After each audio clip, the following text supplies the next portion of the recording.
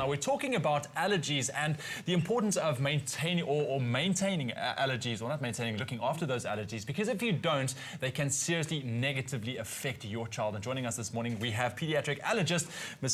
Sarah Karabus, just to talk to us on the importance of just looking after those allergies. Sarah, thank you so much for joining us this morning. And I see this scares me a little bit, seeing all these little vials and little scrapers and whatnot. But when it comes to allergies, what are some of the most common allergies that our children live with or suffer from?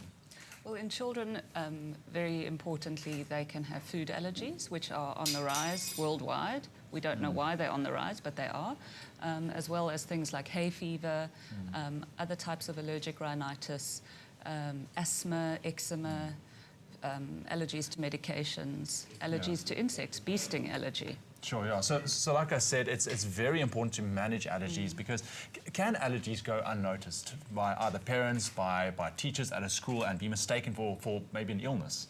Absolutely. There's a lack of education or a lack of awareness about the increase in allergies. So often a child may have allergic rhinitis or hay fever, but it's mistaken for a cold or flu. They put on flu medication and they don't get better. And what could be more serious is a food allergy that people don't know about, which could actually be life-threatening. All right. So how do you go about finding out whether or not your child has an allergy? Because if you don't manage it, I mean, it can go as far as seriously affecting your child's performance at school. Absolutely. So you've got a little testing kit. Please explain what we have here. Okay, well, you've told me that you suffer from seasonal allergies. I do. I just came through Perhaps, a very bad bout of seasonal allergies. Yeah. Hay fever. So I would do tests that are appropriate for hay fever, which would include grass pollens, tree pollens, molds, dust mites, and cats or dogs if you're exposed to cats or dogs. So there's obviously a lot of different type of allergies that you need to test from, and your doctor will listen to you and then base his kind of examination on what you've told him. Yes, you don't do blanket allergy testing. There are thousands and thousands of tests you can do, so you need to do the tests that are appropriate for the disease. Okay. Now, you've made a couple of markings here on my arm. Just take a look at that. And this is what you're going to be testing for. What do we have here? So we always start with a negative and a positive control. Okay. And then I've done grass, mixed Bermuda grass, molds, dust mites, dogs and cats. Okay, cool. So go ahead and do this test. Now, we are talking about testing for allergies when it comes to our youngsters. At what age do you think is it appropriate to do allergy testing? There's a mistaken belief that you can't do these allergy tests in very young babies, but actually you can do allergy tests in any age. Okay. One shouldn't do them if there are no symptoms, but if a very young child comes with symptoms of allergy, then you can do them. Right. Now, I've never had one of these done. Does it hurt at all? You can decide. Painful? Nope. Was that it? That's it. Okay. So you're just obviously breaking the skin slightly. Breaking the skin, but not drawing blood. Okay. So we are inserting the allergen into your skin.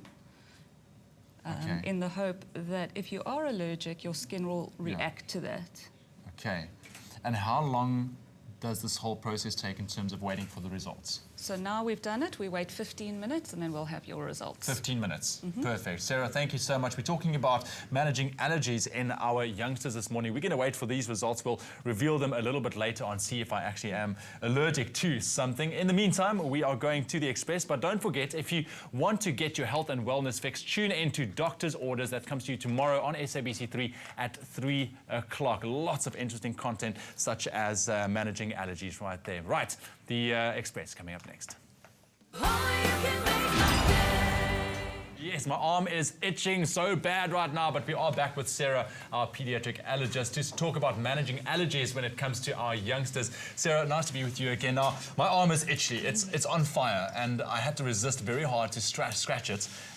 What is happening at the moment? You've tested for a whole range of different type of allergies. Just quickly run us through what you've tested for. Okay, so we've tested for the most common inhaled allergens, which include grass pollens, tree pollens, molds, dust mites, dogs and cats. All right, perfect. Now, take us through the results. I can see a couple of red blotches on there as well. What do you see? Okay, so this one is your positive control test, so this just proves that the test is accurate. Okay. There's no mark next to the grasses, so those are negative, but the mold has a bump next to it, so you are allergic to mold. Okay, that's good to know.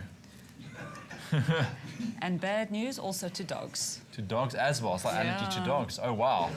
Jeez. That's surprising. I'm actually glad I did these tests this morning, but this just shows how important it is because this is allergies that I had no idea I actually had. Just to recap, why is it so important to manage those allergies when it comes to youngsters for parents? Well, if you know what you're allergic to, you can avoid those things, and you can obviously improve your lifestyle or all your symptoms and the complications of those things. In what way can allergies, if it goes unnoticed, affect our children? I mean, I can imagine at school it could play a big role. Well, especially children with terrible allergic rhinitis, they don't sleep well, they snore, so they're tired in the mornings, they don't learn, they don't concentrate properly.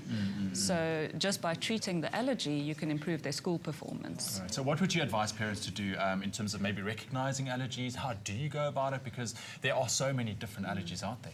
Well, I think your first stop is to see your GP.